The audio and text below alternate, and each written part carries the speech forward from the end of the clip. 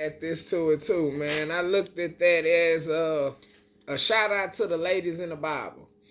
And I'm going to say that because she was obedient. She was smart enough to do what she was supposed to do.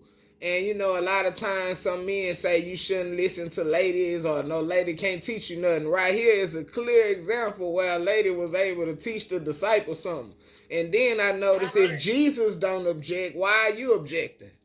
Like, you don't outrank Jesus, so if I'm sitting in the presence, or we'll use it as the parent.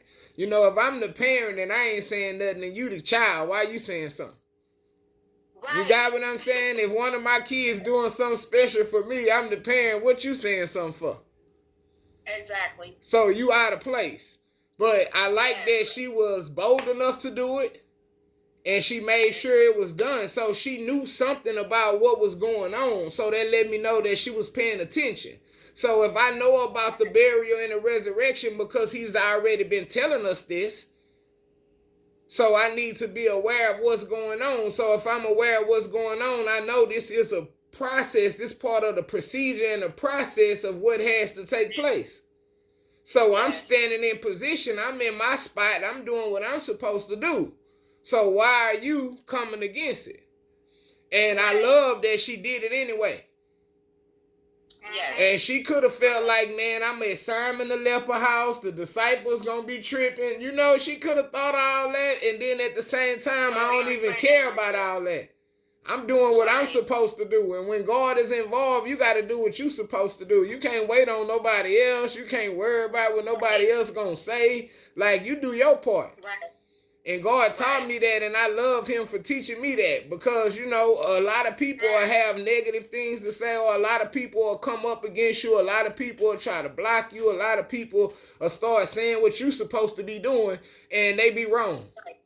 Clearly, they was wrong. Jesus is pointing it out in the Bible, and he said, I'm going to keep it in there so everybody can see that how wrong you was. And, I'm like, man, boy, sometimes he exposed his disciples. But sometimes you have to be exposed so you can learn. Because if you never exposed, you won't never learn nothing. You keep thinking that you right. And back then, men thought in a certain type of manner. They thought that men was always right and women were wrong. So the mind frame that you had back then, Jesus was schooling you on that mind frame way back then. Yeah. Like, you're not right just because you're a man. And I know a lot of times you might want to feel like that as a man, but you can't do that, bro.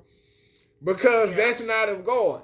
And Jesus showed us. It's a plain in the scripture. So when you go back and break these scriptures down, he said you could be wrong too.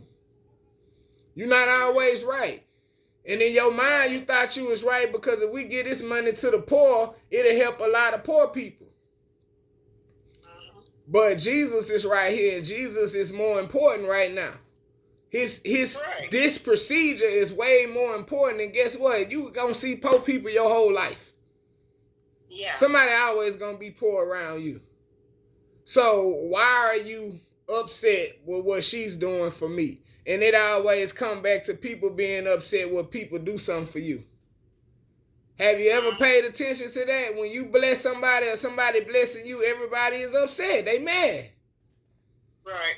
And that shouldn't be. That's because of the flesh. Yep.